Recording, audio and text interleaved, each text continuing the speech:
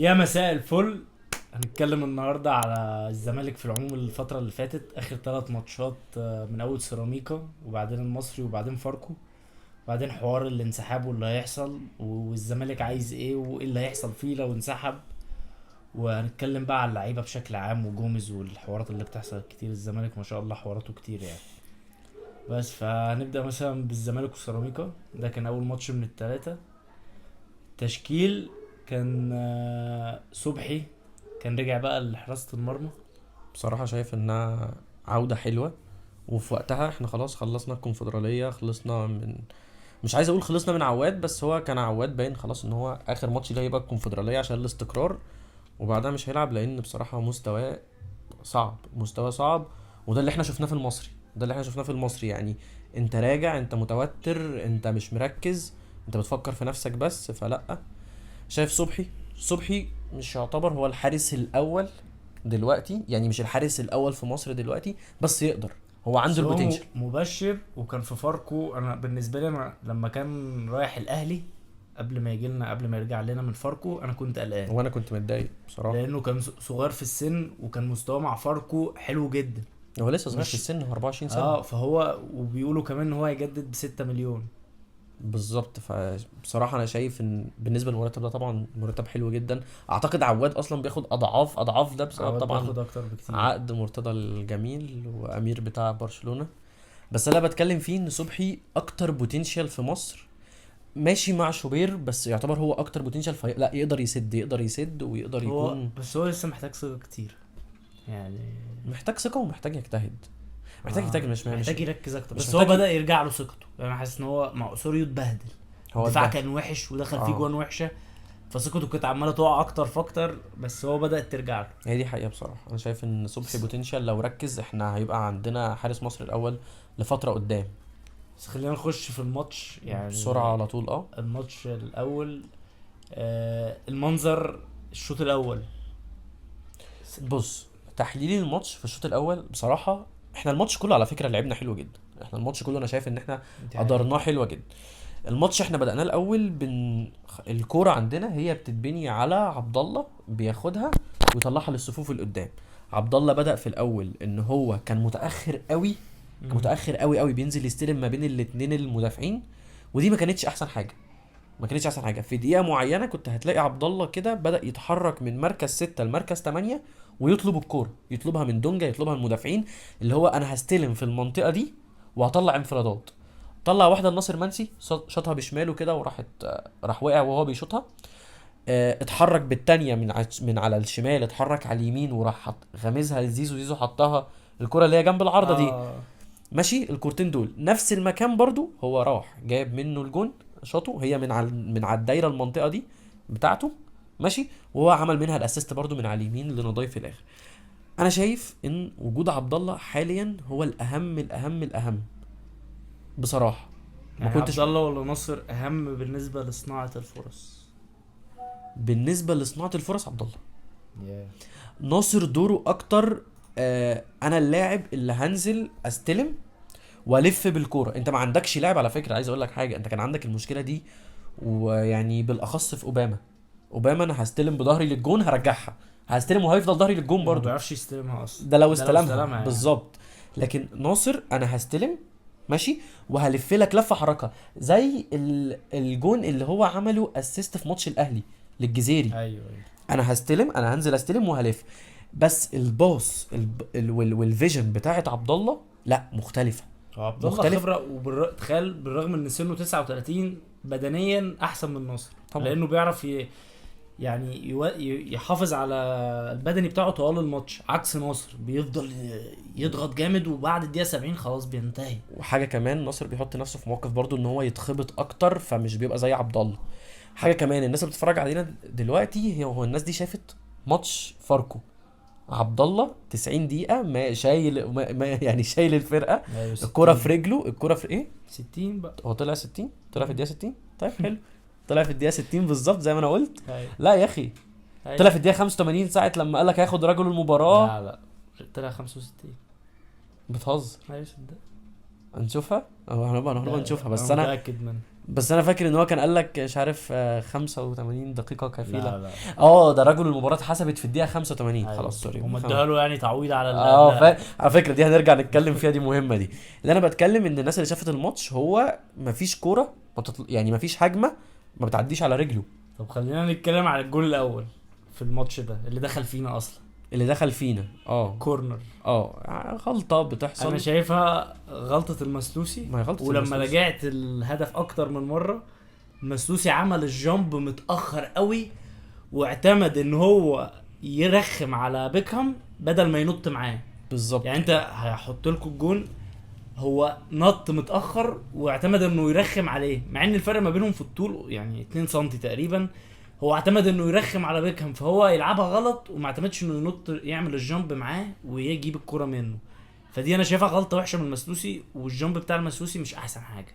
بالنسبه لي لما انا شفت الجون المسلوسي عينه على الكوره، هو ما شافش لا. بيكهام. انا شايف ان هو ما بصش على الكوره، هو نط بص على بيكهام، يعني نط مع بيكهام انه يخبط فيه فيتلخبط بيكهام. ما انا شايف، انا عدتها لسه عيدها ماشي. ومش حاسس انا شفتها العكس، ان هو كانت عينه على الكوره، ما شافش بيكهام متاخر، حس ببيكهام فرخم عليه ونسي ينط. بس هي طبعا هي غلطه ايوه ماشي، ما هو المسلوسي. نسي ينط، بس هي غلطه وحشه. هي غلطه يعني ما وحشه. ينفعش. ما تطلعش من المسلوسي بعد الاداء اللي هو بيعمله اخر فتره، ما بعد تتوقعهاش منه. يعني بس بعد بقى الجون التاني بتاعنا، بقى ناصر ماهر كان طلع ما بين الشوطين. الجون اتصاب. الاول بتاعنا ولا التاني؟ لا انا بقول يعني ناصر ماهر طلع ما بين الشوطين لما اتصاب، بالظبط. وحتى هو كان اتصاب من الدقيقه حوالي 23 وكان مستواه قل كان قوي في شكله الماتش كانت باينه الخبطه اللي في الركبه دي كانت مؤثره جامد. بالظبط. فاحنا كنا فرقنا كتير، ما كانش عندنا اللاعب اللي بياخد الكوره وما بيخافش انه يخش بالظبط. في نص الملعب. كان عندنا دونجا وعبد الله. دونجا طبعا ما بيعملش كده، وعبد الله برضو عامل السن مش دايما هيخليه يعمل كده. مش تلاقيه هيخش وسط 2 3 يعني ممكن عبد الله يعمل لك باص بتاع، لكن انه يخش ويمرقص لاعب واتنين ويعمل لك باص ما كانتش موجوده في الملعب. حتى شلبي ده دايما تلاقيه يا اما مستوى عالي قوي يا اما مش موجود في الملعب. بالظبط. فانت شلبي ما بيبقاش موجود، وعندك ناصر خرج، وزيزو مش ستايل اللاعب اللي يمرقص ويفتح لك الملعب. زيزو ستايل اللاعب يشوط لك شوطه على طول وهو واقف. نأسف لانقطاع الصوره، عدنا من جديد. كنا بنتكلم ان ناصر يعني لما طلع وكده ما كانش عندنا الحد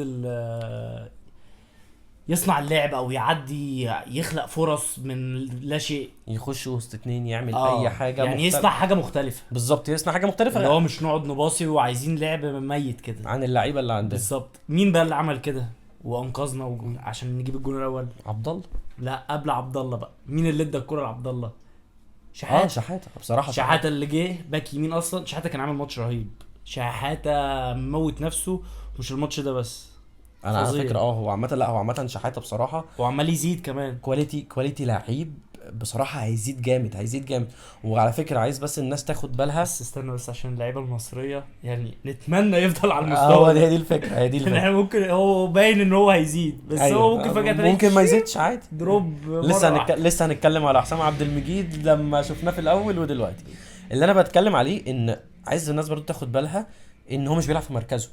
وعلى فكره ده مثلا مش لاعب خبره، بحيث الواد ده صغير، انت مش لاعب خبره بحيث ان انت لما تاخده من نص الملعب اللي هو متعود عليه توديه باك يمين تلاقيه مثلا عنده وعي بالمركز بسرعه. لا هو دفاعيا كويس وهجوميا شغال مع زيزو كويس بالظبط. فهو اللي خلق الحته دي، يعني هو اللي خلق الوعي لنفسه باهميه المركز ده. اكيد طبعا المدربين شغالين معاه على الحوار ده، بس قصدي برضو الموضوع مش سهل. انت وديتنا ضاي باك شمال ونضاي المفروض ده محتاج لا انت وديتنا ضاي ما ماشي لسه هنجيله.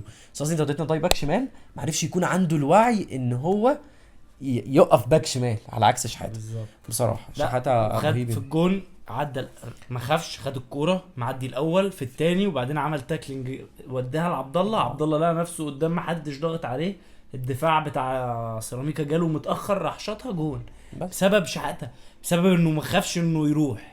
دي الحاجه اللي ناقصه عندنا عامه بالظبط. لا بس احنا طبعا كان عندنا ناصر وعندنا احمد حمدي، يعني ان شاء الله يرجع بالسلامه. لا انا قصدي عندنا كذا حد بس هم مش موجودين. احنا عندنا برضه غيابات كتير. دي الحاجه اللي كانت ناقصه عندنا قبل الصفقات بتاعه مجلس اداره حسين لبيب. انا شايف ان احنا ما كانش عندنا اللاعب اللي بياخد الكرة ويخش خالص. بس الصفقات الصراحه يعني لبت لنا الموضوع ده. بصراحه انت عندك كان عندك حمدي، الكوره اللي كان بياخدها ويخش بوشه زي الجون اللي جابه في فيوتشر، زي ضربه الجزاء بتاعه ماتش سموحه برضو مش سهل ان هو يخش وسط اتنين اتخبط. على فكره ضربه جزاء للاسف. صحيحه يعني، بس ان هو دخل الكوره فاهم وسط اتنين. عندنا برضو ناصر، عندنا دلوقتي شحاته، الحوار ده ما كانش بيحصل. وعلى فكره الناس اللي اتفرجت على ماتش فاركو هتعرف ان زياد كمال كمان عنده الحته دي، بس هو متاخر في مركزه. هنروح يعني هو لفرق. هو مركزه متاخر شويه، بس هو عنده الحته دي برضه. فشايف صراحه صفقات نص الملعب حسين لبيب صفقات محترمه جدا. الجون التاني بقى يعني انا شايفه هو عبد الله طبعا عامل اسيست، بس انا شايفه بتاع نضاي. هو بتاعنا ضاي. انت بتحبش نضاي انت، أنا عارف. لا هو بص، انا خلينا نكون هو كتوتال اللاعب مش حلو، بس هو ليه لقطات وليه مواقف معانا حلو. انا شايفه مظلوم. اول سيزون هو اصلا اللعيبه لما بترجع الدوري المصري بيبقوا بيلعبوا، يعني نضاي ما كانش بيلعب، مش فاكر كان بيلعب في دوري ايه، بس كان جاي من دوري احنا قبله بقى اقوى من الدوريات دي. وجاي قاعد يتصاب لا في اعتقد اتصاب. اعتقد ان ضاي جاي من اوروبا. ماشي، بس برضو ما بيبقوش في الضغط بتاعنا، احنا بنضغط على اللعيبه قوي. انا شايف كده. بص هو انا بس هقول لك حاجه يعني ما اعتقدش ان احمد حمدي كان عليه ضغط في امريكا مثلا خالص، حتى لو كان بيلعب اكيد كان عنده جمهور. ماشي، عايز تحكم انت على نضاي، تحكم عليه ازاي؟ هل نضاي ينفع اساسي وينج ليفت او رايت؟ اساسي لا. حلو. بس طب ممكن اقول لك حاجه تانية، نضاي ممكن يبقى احسن من شلبي. طبعا. طيب ماشي، بس السؤال بقى هنا، نضاي بياخد كام؟ ما هي دي نضاي الفكرة. محسوب علينا طب ايه؟ شلبي بياخد كام برضه؟ لا مالناش، بس بالنسبة دي لنضاي مشكله عقد، دي بس مشكله عقد. بالنسبه لنضاي برضه كتير. بس انا قصدي نضاي بياخد كام؟ نضاي محسوب علينا ايه؟ نضاي محسوب بس اجنبي. الفكره انا حاسس ان نضاي اتظلم الفتره الاخيره بالذات بسبب انه لعب باك شمال، خسرنا بتاع 7 نقط تقريبا. ما بس سموحه ماشي والمصري وماتش كمان. بس عامة هو طبعا اتظلم في الحتة دي ومتطلباتها صعبة الباك الشمال. بس انا قصدي هو كلاعب انا مش شايف ان هو هينفع معانا. مش توب، هو مش هينفع مش معانا. لاعب من كلاس ايه، بس هو لاعب كويس. بالظبط، هي نفس الفكرة. كويس وعايز وقت، وكان برضو ساعة لما جه فقد الثقة في نفسه بطريقة صعبة، وكنا بنرميه يمين شوية وشمال، كان في لخبطة، وأسوريو كان أنا فاهم. ملخبط الدنيا على الآخر. انا فاهم. برضو. هو يعتبر نضاي ما قعدش فترة استقرار، ما لعبش في بس مركزه هو باستقرار. لو هيجي واحد أحسن فخلاص لا نضاي بالظبط. طبعا. طبعا مين انا شايف كمان ان هو محسوب علينا اجنبي، مش ده الكواليتي اللي انا عايزه من الاجنبي. ينفع كبديل لو هو لاعب مصري وبياخد مرتب بالجنيه مش بالدولار، لكن ما ينفعش يكون اجنبي خالص.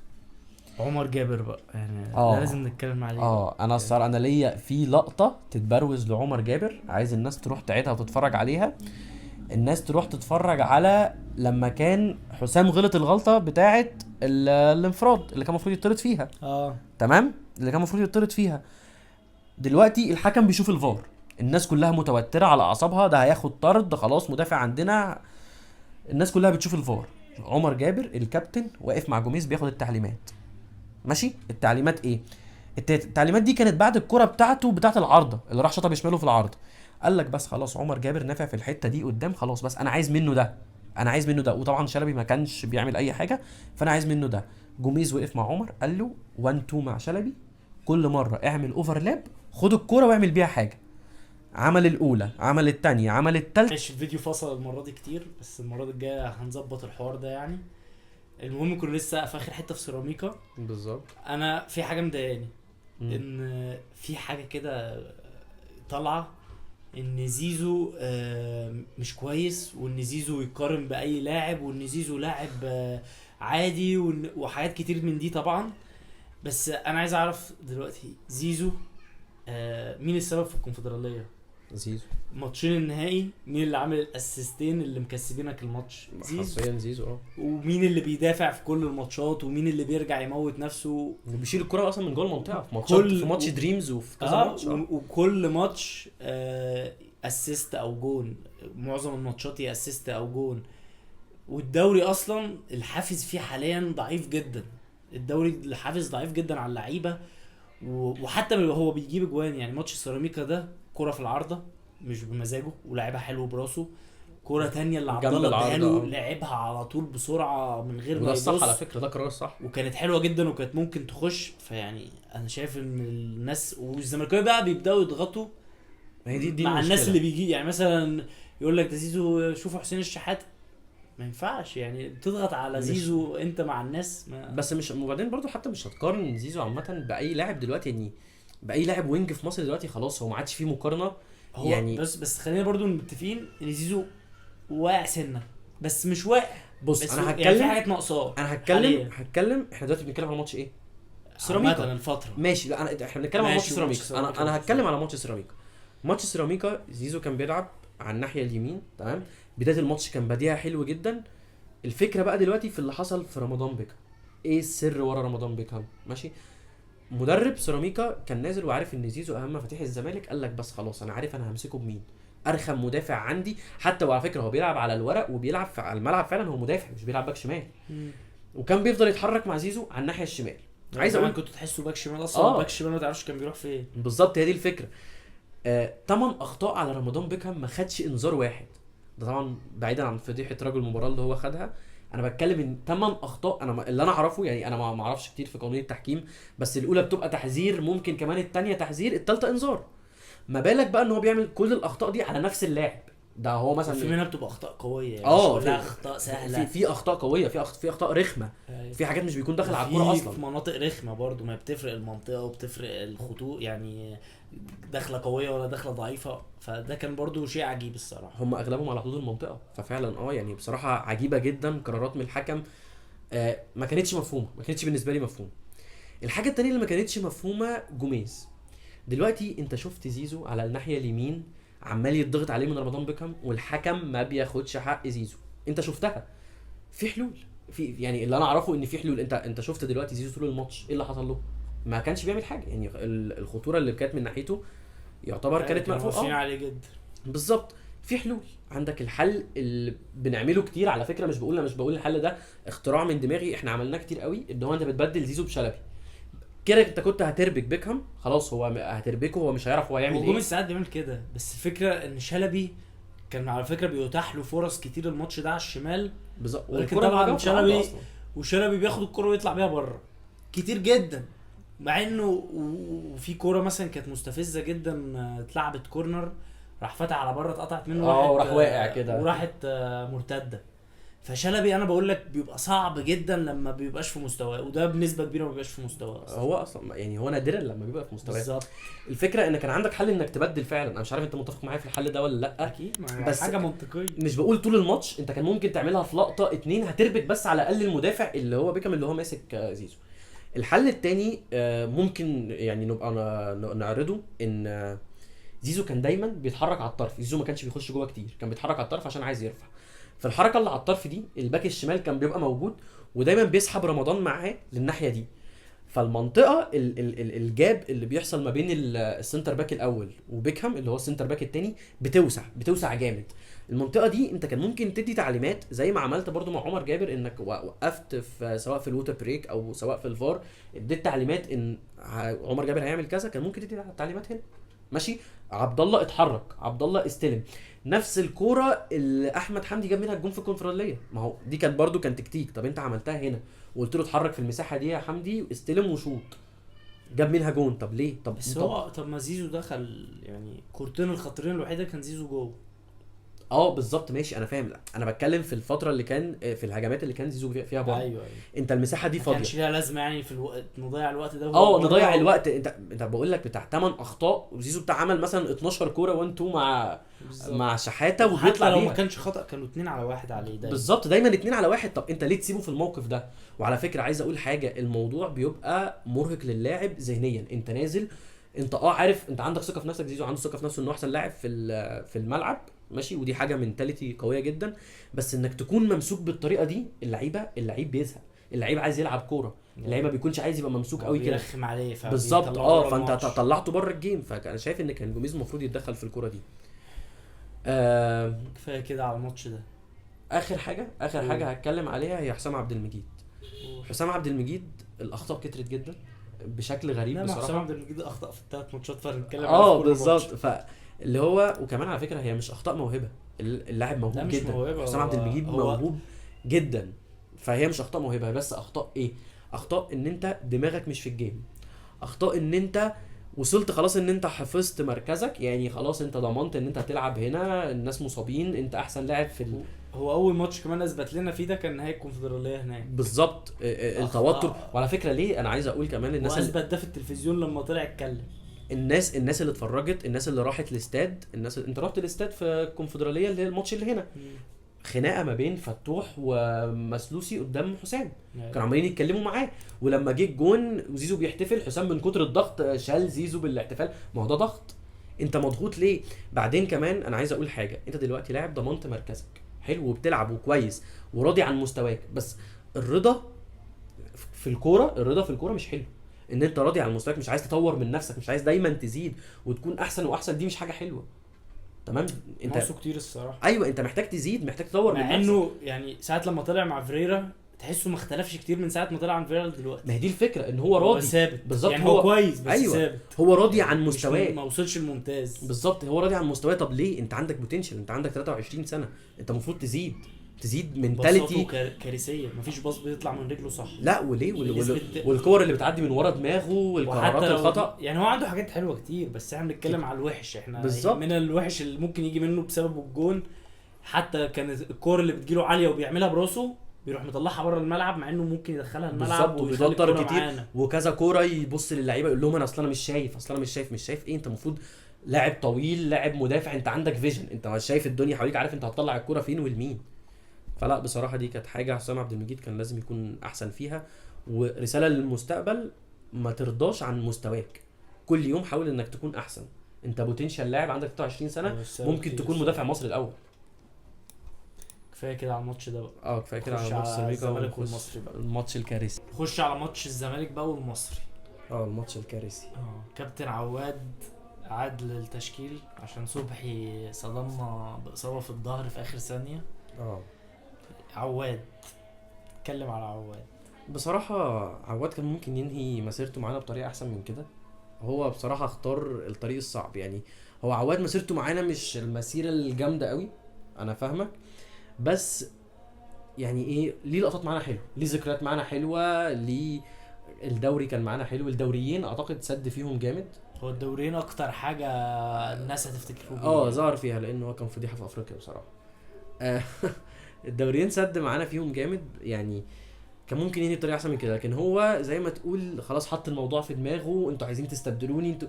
وعلى فكره اعتقد ان هو كان عارف ان اخر ماتش ليه الكونفدراليه وهيتم استبداله، فعشان كده هو قاعد فاهم اللي هو ماشي ها على اخر نفس. لا هو لازم يشوف فرقه يعني لا هو خلاص ما اعتقدش ان هو هيتجدد له بالطريقه دي، لا ما اعتقدش خالص.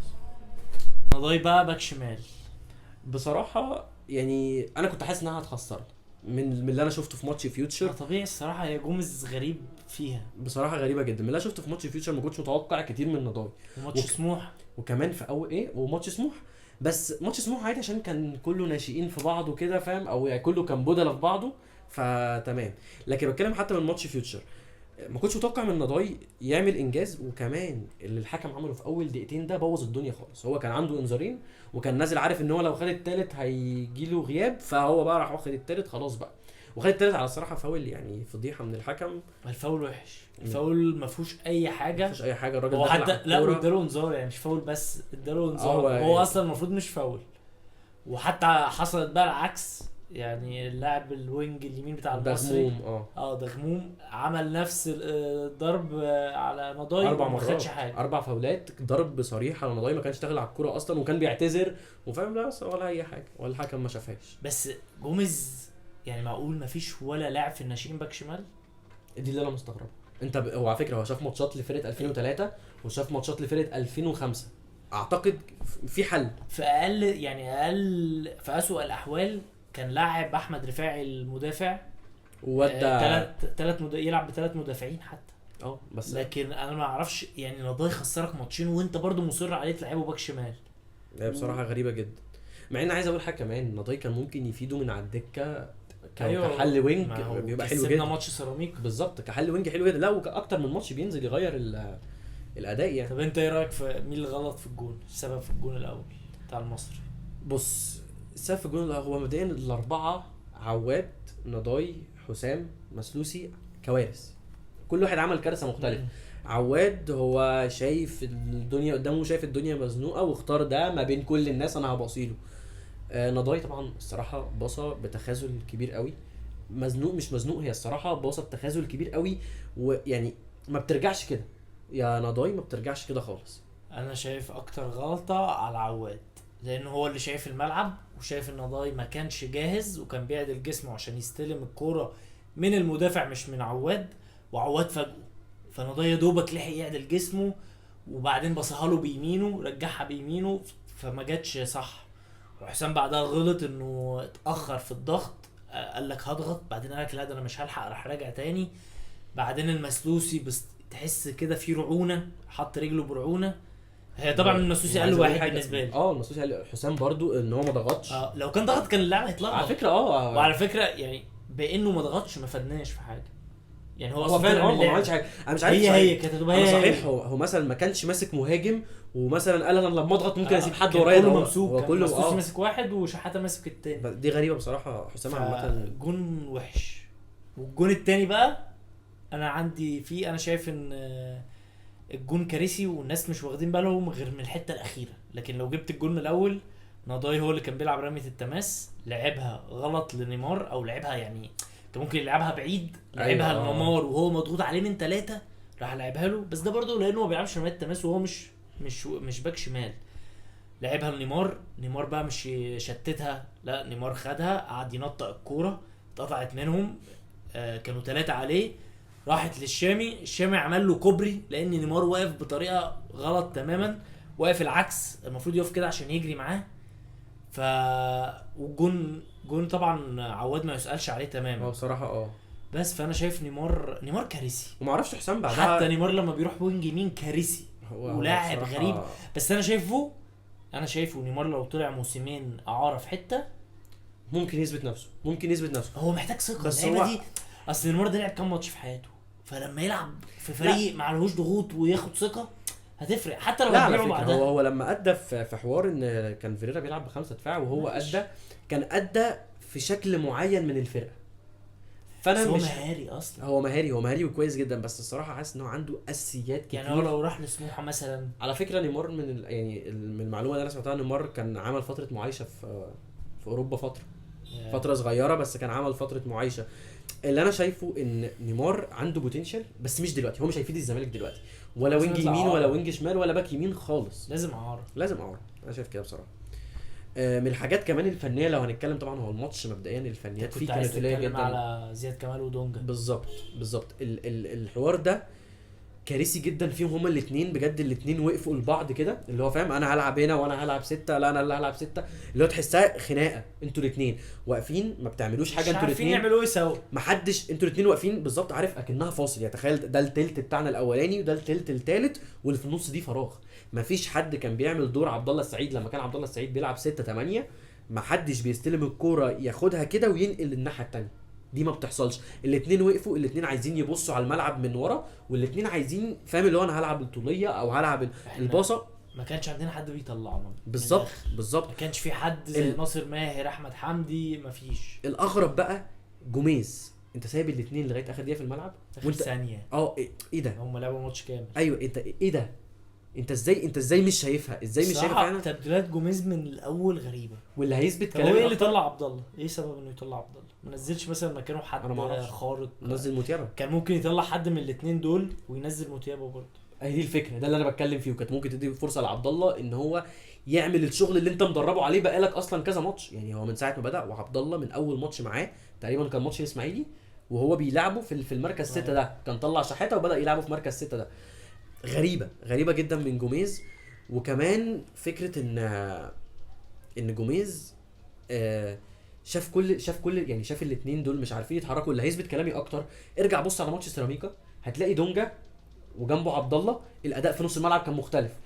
روح شوف ماتش فاركو بعدها، أيوة. هتلاقي زياد ومعاه عبد الله الاداء كان مختلف. عبد الله عرف يأدي، واحده خد فيها رجل المباراه وواحده كان يستحق رجل المباراه ما خدهاش وكسبك الماتشين. لا وبعدين التبديلات كمان، اول تبديل عامله زيزو مكان نيمار في الدقيقه 79 واعتقد بسبب اصابه، يعني اعتقد زيزو كان مصاب يعني طب ايه الفكره انك تبقى بتاخر التبديلات للدرجه؟ وليه سايب ناصر منسي لغايه الدقيقه 80 اصلا؟ المفروض ناصر منسي لا ده السؤال. ناصر منسي ده المفروض يخرج من من الدقيقه 45 بين الشوطين. اوباما بيفيد في ال 18 وجاب الجول. ما هو اللي جاب الجون صحيح، ما هو اللي جاب الجون. لا بصراحه غريبه جدا من جوميز اداره الماتش. حاجه كمان، اللعيبه دلوقتي انت كلاعب اللعيبه اتوترت. انت كمدرب المفروض تمتص توتر اللعيبه ده. انت ممكن تغضب على الحكم ماشي وتعمل يعني تعترض وتبدي اعتراضك، ده بس عصبهم اكتر. بالظبط، انت عصبتهم اكتر واللعيبه طلعت بره الملعب وانت عارف تسيطر عليهم. وحتى ما اعرفش هم كانوا عايزين ينسحبوا ولا ايه، بس المنظر كان صعب جدا. بعد ضربه الجزاء المنظر كان صعب جدا. وعبد الله اتخانق. عبد الله الزمالك اللي يعمل كده الصراحه. انا بس عايز اقول حاجه بخصوص الحكم، وممكن ننهي الكلام عن المصري عن ماتش المصري بالحوار ده. الماتش بدأ الحكم واخد كل القرارات بطريقه مستفزه جدا ضد الزمالك، في اخطاء وفي حاجات عاديه ضد الزمالك. هو بطريقه مستفزه. هو بدأ الماتش غلط. ايوه بالظبط، وما عرفش يمسكه خلاص.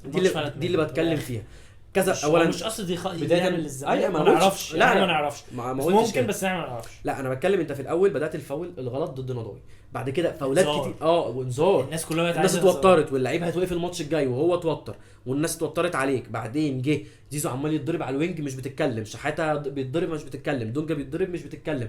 لعيبه المصري بدات تتجرأ، طب انا هقع، طب انا همثل في دي وهمثل في دي، او انا هضرب وهزق هنا ومش هيحصل لي حاجه. لا وكمان في الشوط الاول ضاع حوالي ربع ساعه نضاي في فاول نضاي ده 3 دقايق لوحده، 3 دقايق ونص، وراح حاسب 5 دقايق ولا وما كملهمش كمان في 4 دقايق ونص. 4 دقايق ونص وراح مصاب. لا فاشمعنى احنا عندنا في الدوري المصري حاجه غريبه جدا، احنا في الشوط الاول بنحسب وقت قليل، لكن في الشوط الثاني بنحسب بقى وقت كتير بقى على اساس ده اخر الماتش وكده، فبيبقى في حساسيه يعني. الدوري المصري كله غريب. بس انا اللي بتكلم عليه بجد الصراحه مش هنرد صدقني. لا الدوري المصري صعب جدا. اللي انا بتكلم فيه ان بجد اللعيبه لما اتوترت. وعلى فكره عايز اقول حاجه، هو في انذارات حسبها على المصري ما كانتش تستحق انذار قوي، هو عشان يعوضنا. فاهم انت، هو بدا خلاص بقى هو فقد السيطره على الماتش، فخلاص طب ما انت عوضتهم، طب ما تعوضنا. فاهم انت، احنا هنفضل بقى نعوض. توتر الماتش، اللعيبه اتوترت. بس انا عندي الفاول برضو انا حسبتش الفاول اللي هناك ده، فمش هحسب لهم بقى الفاول ده وهكذا. هي كده. انا عايز اسال سؤال، انت كلاعب الزمالك، سؤال للاعيب الزمالك، انت لعيب محترف، لعيب بتطلع في افريقيا، انت لعيب دولي بتلعب في منتخبات. انا عايز اسال سؤال، وبالاخص انا يعني بالاخص دونجا وزيزو بالذات، الاثنين دول لان دول اكتر اثنين اتعصبوا في الملعب في بدايته. انا ما بتكلمش على ضربه الجزاء، انا كل ده بتكلم في البدايه من الدقيقه 20 كده للدقيقه 30. انت الحكم بيظلمك في قراراتك، الحكم ضاغط عليك يا عم، الحكم بيعاملك باسلوب وحش وبيتكلم معاك باسلوب وحش في الملعب. هل التصرف الاحترافي انك تشخصنها مع الحكم؟ هل التصرف الاحترافي ان انت كلاعب كبير انك تبتدي تعصب في الملعب وتوصل عصبيتك دي للعيبه اللي معاك؟ بالعكس، هو المفروض يهديهم، يعني يقول لهم ما حتى لو الحكم غلط احنا لازم نلعب اكتر. بس هتعمل ايه لما تتعصب؟ بالظبط، قول لي انت استفدت ايه؟ انت اتعصبت على الحكم مش نفس الكلام وخلاص. انا بصراحه بتخلي شكلك وحش. انت ما ينفعش باي طريقه انك تخلي خلاص يعني هو ضربه الجزاء فعلا كانت المفروض تتعاد، ماشي خلاص كله متفق على دي. ضربه الجزاء مش واضحه هي دخلت ولا خرجت، انا ما اعرفش الناس اللي بتجزم هي دخلت ولا جوه ولا بره. لا توضيحا لكلامك، هي كانت المفروض تتعاد عشان لعيبه المصري دخلت المنطقه وزيزو قبل ما يشوط. ده غير كمان انها اصلا خط او لا. هي انا ما اعرفش الناس بتجزم ازاي، الكاميرات مش موضحه تماما، ده بره في كاس العالم لا. بالكاميرات والتقنيات الخارقه. والبنا الحكم الدولي العبقري عرف يتاكد اذا كانت دخلت ولا لا في 30 ثانيه. ما شاء يعني الله ما شاء الله. يعني سرعه الفار بتاعنا برضو الفار مختلف، الفار بيتطور. طب خلاص كفايه على المصري كده، نخش بقى على الماتش الهادي. ماتش فاركو السريع في هدوء تام.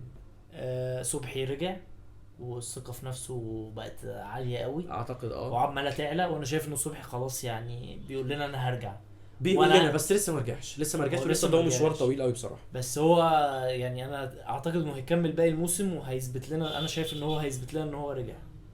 اتمنى. وعمر جابر طبعا لما رجع الشمال انقذنا من نضاي. انت شفت الاستلامه زي مارسيلو دي؟ لا في كوره ايه ده في كوره اتلعبت له من على اليمين على الشمال كده، راح موقفه تحت رجله. لا انا هعرضها. ده استلمها زي استلامه مارسيلو لو وقفه تحت رجله. لا هو عمر جابر احنا اتكلمنا عليه الصراحه بقى خارق الصراحه يعني ما شاء الله عليه. تطور منتاليتي، ده كابتن نادي الزمالك، اللي انا عايز اشوفه.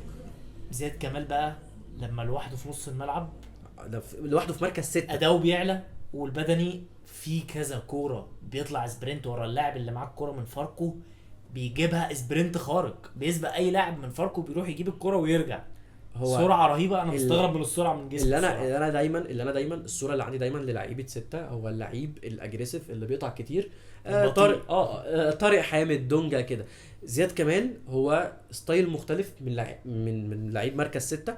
لو جوميز عرف يوظفه صح احنا هيبقى عندنا كواليتي مختلف تماما. وللاسف زياد كمال عقده ضغط عليه جامد قوي. هو عقده غريب بصراحه. هو ده عقده، هو الصراحه يستحق يضغط عليه بسبب عقده. هو احنا حتى الان ما حدش فاهم عقد زياد كمال عامل ازاي. بس انا عايز اتكلم. هو فكره ان هو 23 سنه برضه، فدي حاجه. هو 2001. حاجه مريحه. حاجه مريحه جدا. اللي انا بتكلم في زياد كمال ان هو ستايل مختلف من لاعب 6. هو انا مش اللاعب اللي هخش هعمل الكليرنس او فاهم انت القطعه المعينه دي بتاعت مركز 6 نجولو كانتي. بس انا لسه انا ممكن لسه لما يجيب مستواه اكتر والبدن لا طبعا ماشي. لا بس انا قصدي هو زياد كمال بيقطع ازاي. هو بيشوف اللاعب، انا عندي فيجن، انا هتوقع اللاعب ده هيعمل ايه، هيجري في انهي اتجاه، انا هسبق هحط جسمي وهاخد الكوره. أيوة. وهو بصير على فكره كويس جدا وعنده شكله شويت. انا نفسي شكله شويت. انا نفسي يفاجئنا. او بيحب يشوط، ما اعرفش بقى حلو ولا لا. نفسي يفاجئنا بواحده في ماتش كده. ويا سلام لو الماتش اللي احنا مش عارفين نلعبه ولا لا، ده مش هنتكلم عليه. بس نفسي يفاجئني بواحده كده شوطه مره واحده، لان دي مش بيتحضر لها. دي انت بتيجي مره واحده خلاص بتبقى. مره مش هنتكلم عن مره تاني. لعب 45 دقيقه كانه مش موجود عادي. شلبي الغريب. شلبي بقى الغريب. فينيسيوس جونيور الغريب.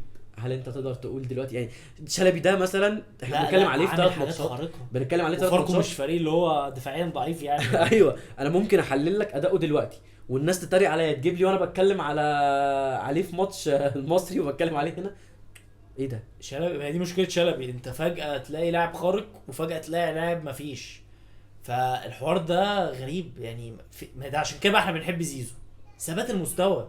هيقع ماتش ال10 اللي بعده هتلاقيه فاق تاني. شلبي بقى بيلعب ماتش ويقع 10. فده بالنسبه لي شلبي مشكله. الزمالك محتاج وينج. الزمالك محتاج وينج طبعا. لا احنا لو هنتكلم عن الصفقات بعدين. ده غير ان شلبي مرتبه عالي اصلا، فهو محتاج يقلل مرتبه كمان بكتير. بس فموتيابا بقى. موتيابا نزل. انا بصراحه عايز اتكلم على موتيابا، عمار ياسر ومحمد السيد، صح؟ ويمكن عمار يعني لعب اكتر من لا بس محمد السيد عشان انا شفته في البطوله العربيه، مش البطوله العربيه، البطولات الوديه. ما لحقش يلعب قوي. لا بس انا شفته في ماتش كامل في البطوله الوديه. فانا في دماغي هو على فكره نزل اللي عمله كام دقيقه اللي هو عملها في ماتش فاركو، هو نفس طريقه لعبه ما اتغيرش، نفس الستايل، هو نازل بنفس التركيز بنفس الاستلامه باللفه بالباصه. لا والبرجل بواسع وشكله. ده عمار ياسر. انت بتتكلم على. انا بتكلم على محمد السيد. الثلاثه انا شايف ان احنا لازم نستثمر. مش لازم نستثمر بقول لك بقى، بس انا هقول حاجه خلينا نكون صراحه مع بعض. بنسبه كبيره الدوري فلت. هو الدوري بنسبه كبيره هو فلت خلاص. هو فلت. انا بحب دي، مش روح انهزاميه، دي اسمها حاجه رياليستيك، انت راجل واقعي. الدوري فلت. طيب انا ليه ما صدرش للجمهور، وبما ان الجمهور دلوقتي متصالح مع الاداره الصريحه اللي مش بتحور وبتلاوع في الكلام، اداره صريحه، ليه ما صدرش للجمهور ان انا الدوري ده فلت مني، انا مش هحارب عليه، بس انا هلعب الماتشات بجديه، انا مش نازل اهزر، انا فريق الزمالك، انا ليا اسمي، انا لازم بس برضه ما ينفعش اخسر. انا نازل اكتشف للدوري الجديد. انا السنه الجايه انا عايز اكسب دوري، كاس، سوبر افريقي. على فكره الناس بدات تنسى السوبر الافريقي شويه، عندي سوبر افريقي مهم جدا، نازل اكسب الكونفدراليه السنه الجايه. كل دول عندك كاس مصر كل دول وكاس مصر لو كسبته هيوديك سوبر مصري بالظبط، بطولات كتير. كل دول انت محتاج مدرب يكون عارف كل اللعيبه اللي معاه، مش لسه بيعرفها. انا مش عارف انت شفت كان بيتكلم جوميز، كان بيتكلم على محمد عاطف، مش عارف شفتها ولا لا. قالوا له انت ليه مش بتلاعب محمد عاطف في المؤتمر الصحفي؟ قال لهم انا ما دربتش محمد عاطف غير مرتين. واتصاب تاني اصلا. ايوه بيقول لك اتصاب تاني دلوقتي، بيقول لك انا ما دربتش محمد عاطف غير مرتين. ففي حاجات كتير احنا ما نعرفهاش، هو تقريبا مش يعرف كل اللعيبه. عايز اقول له برضو حاجه للناس اللي بتتكلم، عمار ياسر ومحمد السيد لما شاركوا في البطولات الوديه كانوا شاركوا مع معتمد جمال، ولما جوميز جه ما لحقش يشوفهم لانهم رجعوا الناشئين يعني تاني. الفكره ان احنا يعني بنطلع لعيبه حلوه، ليه ما بنكملش؟ يعني انا مش لازم كل سنه، مش عايز اطلع 4-5 لعيبه، انا عايز واحد بس ويكون حلو ويكون حلو. واحد اطلعه اعاره لا او حتى لما دخله وسط الفرقه ما يبقاش مخضوض، اللي هو انا هو لوحده، مش لما ادخل مش هلعب 3 اساسيين ناشئين فما يعرفوش يعملوا حاجه. لكن يعني مثلا عمار ده لو بينزل بديل لوحده هيفرق. على فكره انت يوسف انت لما اسامه تحط عمار يوسف اسامه انقذك في فتره، يوسف اسامه نبيه، يوسف جعفر كان معاه، حسام عبد المجيد ونيمار. الناس دي ليه ما بنكملش؟ ليه لازم نضغط عشان نلاعب الناس دي؟ هي دي الفكره بقى. ليه بنحطهم في الظروف دي؟ انا شايف بصراحه ان متيابه، عمار، محمد السيد، الناس دي لازم تاخد فرصه. انا ما بقولش ان هم يطلعوا عار، انا بتكلم على بعدين، لكن دول لازم ياخدوا فرصه لاسباب. انت اولا عندك لعيبه كتير عقودها بتخلص وانت عارف انك هتمشيها، طب ليه لسه بتلعبها؟ الدوري خلصان، ليه لسه بتلعبها؟ ليه ما تكتشفش لعيبه جديده؟ انا ما بقولش انزل العب بالناشئين، لكن لا، حط لي لاعب ناشئ وسط ال10 لعيبه الاساسيين هياخد منهم. على فكره انت لما تنزل عمار ياسر كوينج، لما تنزل عمار ياسر وسط عبد الله، ناصر ماهر، زيزو، وقدامه الجزيري لما يخف، انت بتتكلم على هياخد منهم. مش هيبان ان هو ناشئ وان الدنيا صعبه. لكن تلعب ماتش زي سموحه تنزل لي ناشئين وبدلة، مش هيعملوا حاجه، هيبقى شكلهم وحش. برضه نفسي اشوف احمد رفاعي المدافع، الكل بيقول انه خالص. انا لازم، احنا محتاجين، ما شفتوش. احنا محتاجين ولا واحد. احنا محتاجين حتى ياسر حمد جوميز مش مقتنع بيه تمام خلاص. يعني هو على الدكه ما نزلش دقيقه، ودي حاجه غريبه جدا. نزل فكرة يعني في ماتشات بس مالهاش ناس كتير كانت بتتكلم ان هو لما راح طلب يمشي هو عايز يمشي دلوقتي في 6. يعني انا عايز امشي دلوقتي لان انا خلاص هعمل ايه بقى، انتوا كده مش بلعب. اللي انا بتكلم ان في ناس كتير شافته وهو بيلعب في ماتش منتخب الفلسطيني، بيقولوا ان هو اداؤه مش احسن حاجه. اتفرجت على حبه وقفلت قلت يعني انا فاكر انت كلمتني صحيح، قلت لي ان لا اداؤه مش احسن حاجه. لا، ضربه جزاء والجون الثاني الواد خده يمين في شمال، خلاص مرتب مكان ملهاش لازمه. ايوه، انا شايف انها ملهاش لازمه. والزناري انا ما اعرفش الزناري بيروح في الاصابه وما بيرجعش. كان زمانه ده كله على فكره. فاكر المشجع اللي طلع قال لك الزناري يوم ماتش اعتزال هيقعد على الدكه.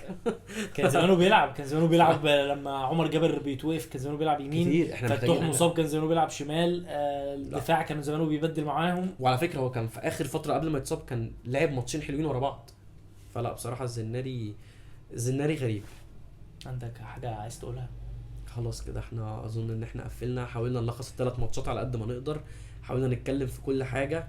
احنا بعد كده ان شاء الله هنثبت حلقه. اتمنى الحلقه دي علشان ما يتراكمش علينا ماتشات. اتمنى الحلقه دي تجيب فيدباك حلو عند الناس، عشان انا بجد متحمس ان انا اتكلم كتير عن ماتشات الزمالك الجايه، ومتحمس ان الاداره بجد تتكلم في الموضوع اللي انا قلت عليه، ان هم يبداوا يصرفوا. احنا بنبني ايوه بس اتمنى انه بنبني صح. ليه دايما الفرق بره في اوروبا بتتكلم عنها احنا هنعمل مشروع، احنا بنبني للمستقبل؟ ليه احنا ما نطلعش نقول كده؟ ليه ما نطلعش نقول ان تكمله السيزون ده احنا بنبني فريق ياخد كل البطولات السنه الجايه؟ بص انا مقتنع ان احنا مش هنتحول 180 درجه. احنا كنا في اداره ماشيه بطريقه ما فيش خطه تماما، فالاداره الجديده. نكتفي النهارده باللي احنا عملناه ده. اتكلمنا عن ال3 ماتشات، وعشان دي اول حلقه وكده فكان فايتنا حاجات كتير. بعد كده نحاول بعد كل ماتش او كل اسبوع نعمل حلقه هنتكلم بعد كده في الصفقات وقرارات الاداره اللي بتحصل في ساعتها. فمتنساش لو انت على التيك توك اعمل لنا لايك وفولو، ولو انت على اليوتيوب سبسكرايب واعمل لنا كومنت كده ودعمنا. وخلص الكلام يا برو.